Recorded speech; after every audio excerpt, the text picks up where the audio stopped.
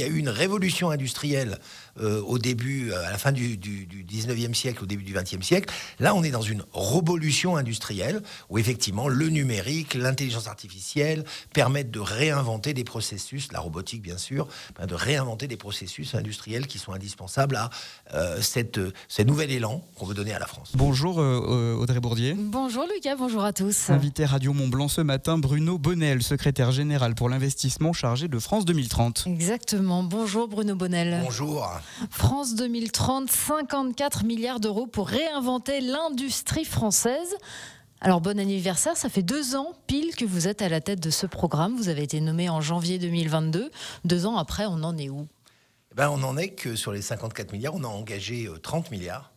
30 milliards, dont 60% dans les PME, PMI, justement, cette réinvention de l'industrie française, cette réinvention qui passe aussi par la décarbonation de cette industrie, pour que justement l'empreinte carbone soit diminuée. On sait que ça fait partie des grands défis du siècle.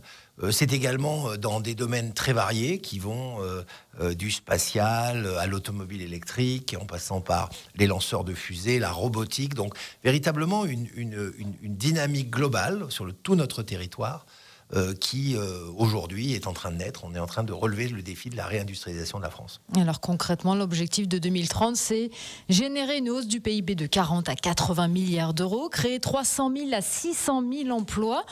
Comment on fait ? On n'arrose pas simplement les entreprises, il y a autre chose derrière.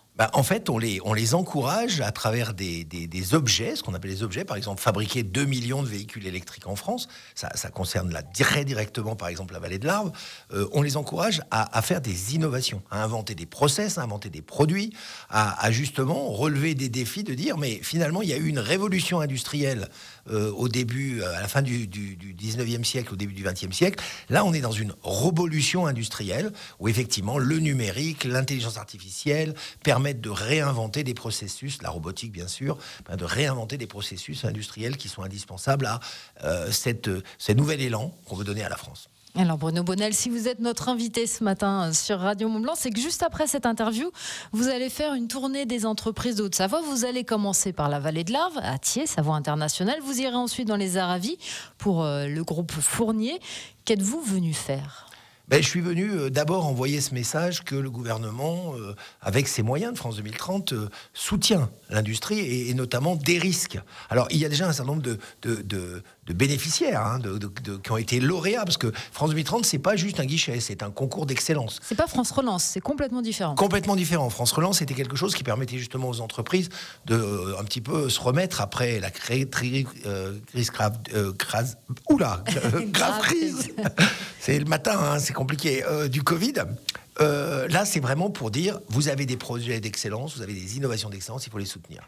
Alors, oui, par exemple, dans les lois, il y a Cartesis, il y a le groupe Bontaz, que vous connaissez bien, il y a NTM sur les roulements à billes. Donc, il y a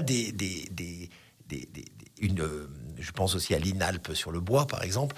Il y a une dynamique qui est ici que je veux aussi stimuler. La Haute-Savoie n'est pas au niveau où elle devrait être dans la réception des subsides de France 2030, puisque c'est à peu près 60 millions aujourd'hui, 63 projets.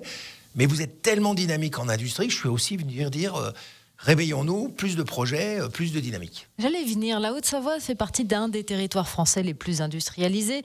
Rien qu'ici, dans la vallée de l'Arve, on parle d'un quart du PIB.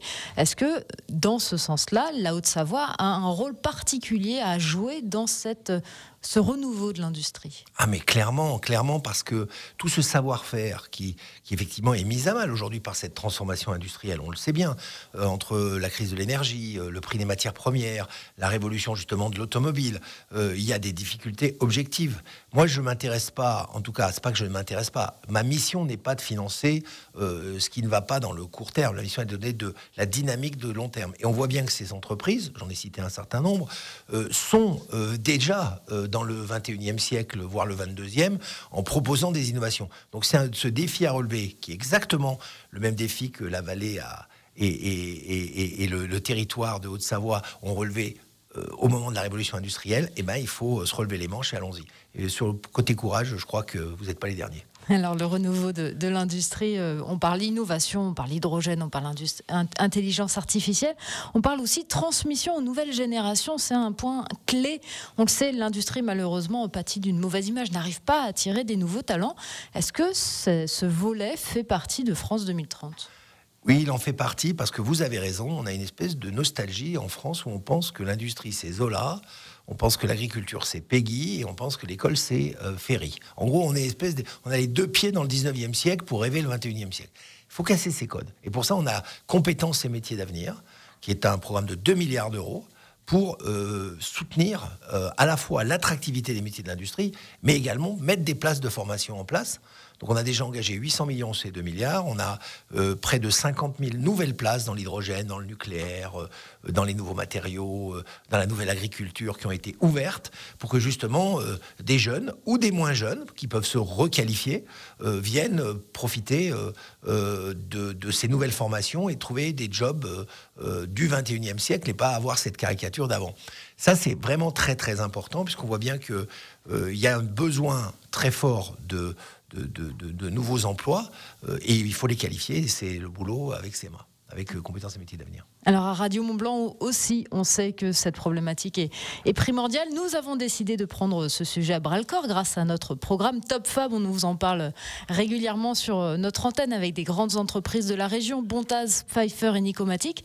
Et nous avons pris le parti de le faire grâce à la robotique, un secteur que vous connaissez très très bien, vous Bruno Bonnel. Oui, parce qu'avant d'avoir cette mission et de rentrer, j'allais dire...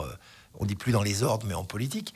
J'ai été dans la robotique et en tant qu'entrepreneur. Et j'aime beaucoup cette idée de programme. Je pense que je crois savoir que vous avez posé un dossier justement dans le cadre de l'attractivité des métiers de demain.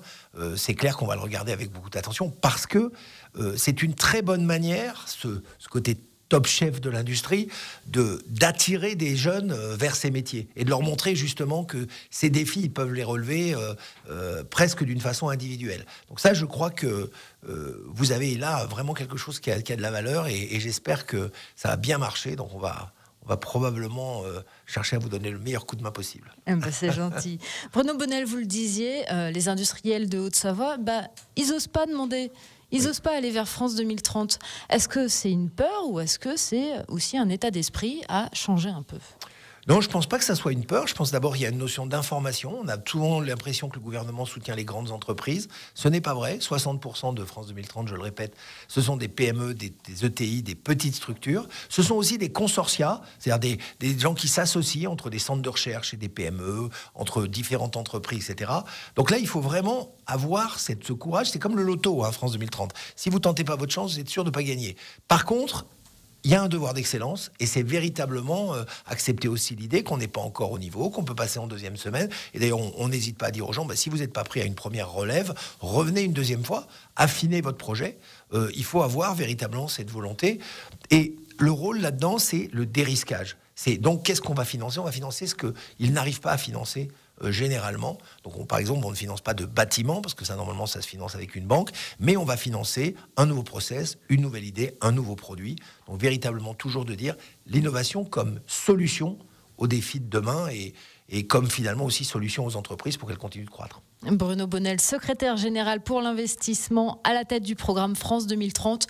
On vous laisse partir dans cette tournée des entreprises de Haute-Savoie, dans la vallée de l'Arve, dans les Aravis, et puis vous terminerez à la CCI d'Annecy. Merci beaucoup d'être venu ce matin sur Radio Mont-Blanc. Merci à vous, et puis maintenant je reviendrai dans un an et on verra bien que la Haute-Savoie a finalement été un des leaders de France 2030, c'est ce que j'espère. Eh bien, le rendez-vous est pris. Merci à vous, bonne journée. Je pense que vous reviendrez avant parce que j'ai noté, vous allez donner un coup de main pour notre programme Top Fab. Je l'ai noté, vous avez pris cet engagement devant les auditeurs ce matin, Bruno Bonnel. Et je reviens jamais sur ma parole. C'est tant mieux. C'est un entretien à réécouter sur radiomontblanc.fr et même à voir.